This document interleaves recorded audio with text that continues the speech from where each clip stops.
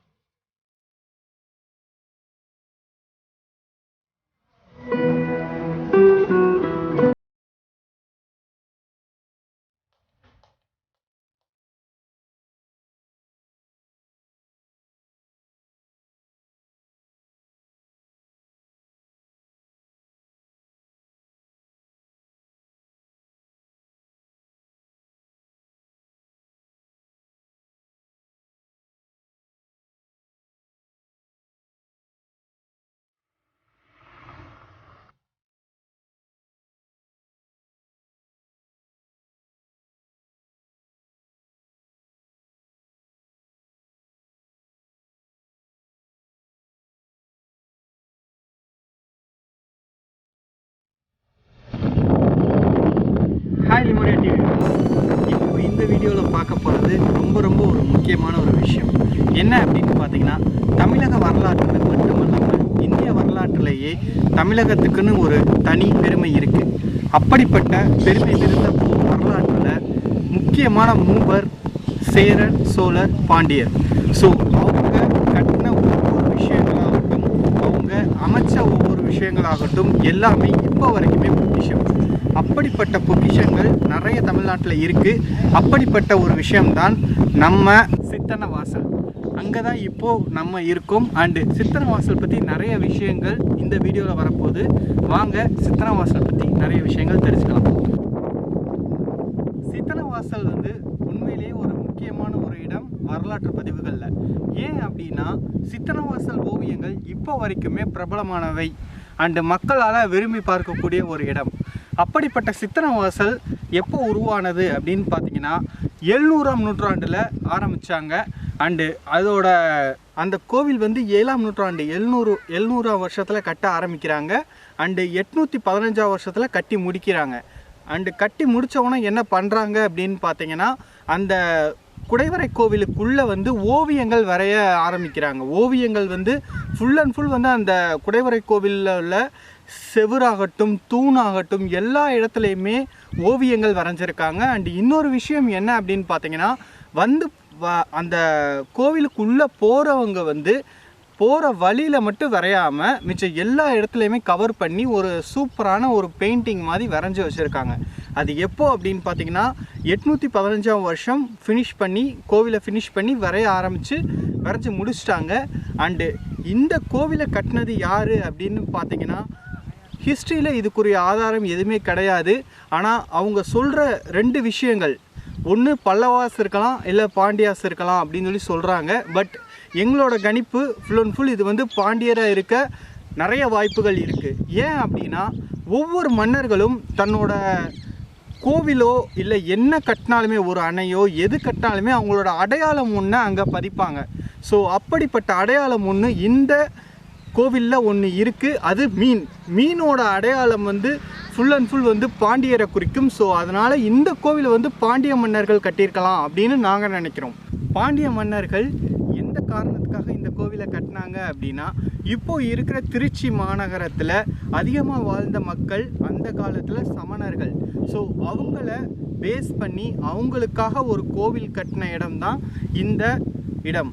And இந்த சமணர்களுக்கு full and full ஒரு முக்கியத்துவம் கொடுத்து இந்த கோவிலுக்குள்ளே சமண மதத்தில் முக்கியமான 5 பேரோட சிலைகளை அந்த தூண்கள் அல்லது செவறுகள் மேலே சிற்பமாக செதுக்கி சூப்பராக வச்சுருக்காங்க. அண்டு இப்போ வரைக்குமே அந்த சிற்பங்கள் எல்லாமே பாதுகாக்கப்பட்டுருக்கு. சமணர்களோட சிற்பங்கள் இப்போ வரைக்குமே பாதுகாக்கப்பட்டு இருந்தாலும் அவங்க வரைஞ்ச ஓவியங்கள் அதுவும் ரொம்ப ஒரு முக்கியமான ஒரு விஷயம்.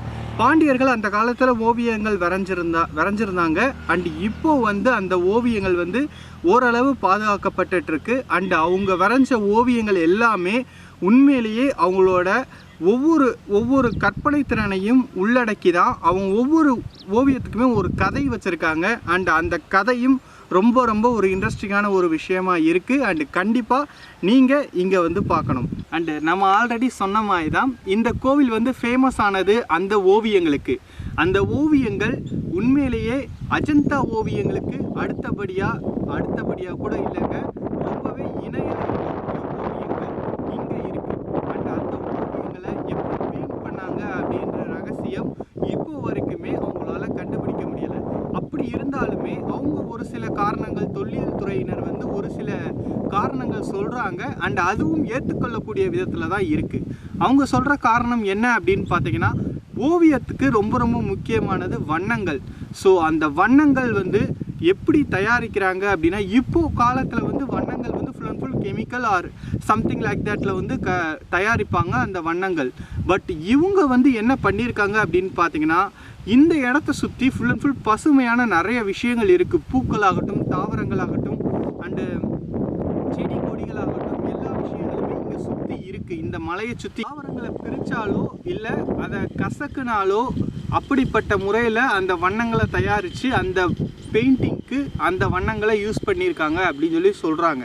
பட் இது வந்து உண்மையாக இருக்க காரணம் இருக்குது. ஏன்னா இங்கே சுற்றி இருக்க சூழல் வந்து அந்த மாதிரி தான் இந்த மலையை காமிச்சிருக்கு. ஆல்ரெடி சொன்ன மாதிரி தான் இங்கே வரைஞ்ச ஓவியங்கள் ஒவ்வொன்றுக்கும் கான்செப்ட் இருக்குது அப்படின்னு சொல்லியிருந்தோம். அண்டு குடைவரை கோவில்களுக்கு உள்ளே போகிறப்பயே ஓவியங்கள் ஸ்டார்ட் ஆயிரும். அண்டு நீங்கள் அந்த கோவிலுக்குள்ளே போகிறப்பையோ ஓவியங்கள் 2 சைட்லையுமே இருந்துச்சு. அண்டு அந்த ஓவியங்கள் ஒவ்வொன்றும் ரெப்ரசன்ட் பண்ணுச்சு. அண்ட் அதில் வந்து என்னென்ன ஓவியங்கள் இருந்துச்சு அப்படின்னு சொல்லி ஃபஸ்ட்டு சொல்லிடுறேன். அண்டு அதில் வந்து ஃபஸ்ட்டு வந்து தாமரை வந்து மலர்ற ஸ்டேஜ், அதாவது ஃபஸ்ட்டு மொட்டில் இருந்து அது மலர்ந்து பூவாகிற வரைக்கும், ஸோ அந்த ஸ்டேஜ் உள்ள அந்த ஓவியம் வந்து வரைஞ்சிருந்தாங்க. அது வந்து ஃபுல் அண்ட் ஃபுல் வந்து எதை பேஸ் பண்ணி இருந்துச்சு அப்படின்னா, ஒரு தாய் தன்னோட மகனை சுமந்து அதை பெற்றெடுக்கிற முறை, அதை பேஸ் பண்ணி தான் அந்த ஓவியத்தை வரைஞ்சிருக்காங்களாமா. அண்ட் அடுத்ததாக கொஞ்சம் ஒரு ஸ்டெப்பு மேலே ஏறினவனை அதே மாதிரி ஒரு மேலே வந்து ஒரு சில படங்கள் வரைஞ்சிருப்பாங்க. அண்ட் அந்த படங்கள் வந்து ஃபுல் அண்ட் ஃபுல் ஒரு முக்கியமான ஒரு தீமை பேஸ் பண்ணி தான் வரைஞ்சிருக்காங்க. பட் அது என்ன அப்படின்னா, அதில் வரையப்பட்ட ஓவியங்களை ஃபஸ்ட்டு நான் சொல்லிடுறேன். ஃபஸ்ட்டு வந்து இதில் வரைஞ்ச ஓவியங்கள் ஒரு எருமை வரைஞ்சிருந்தாங்க, காட்டு எருமை. அண்ட் அடுத்ததாக ஒரு யானை, அண்ட் அடுத்ததாக ஒரு அன்னப்பறவை வரைஞ்சிருந்தாங்க. அண்ட் அன்னப்பறவை இப்போ நீங்கள் பார்த்துருக்கலாம், பட் அந்த ஓவியத்தில் பார்க்குறப்ப உண்மையிலேயே சூப்பராக இருந்துச்சு. அடுத்ததாக ஒரு தாமரை, ஒரு மலர்ந்த தாமரை நீர்நிலைக்கு நடுவில் மலர்ந்துருக்கும், நீங்கள் பார்த்துருப்பீங்க. ஸோ அதுவும் அந்த ஓவியத்தில் இடம்பெற்றிருந்துச்சு. ஸோ அடுத்ததாக அந்த யானை ஒன்று சொல்லியிருந்தேன்ல, அந்த யானை வந்து ஒரு தாமரை பூவை அந்த தும்பிக்கையில் வச்சுருக்க மாதிரி வரைஞ்சிருந்துச்சு. அண்டு இன்னொரு யானை வந்து அந்த நீரை குடிக்கிற மாதிரி வரைஞ்சிருச்சு.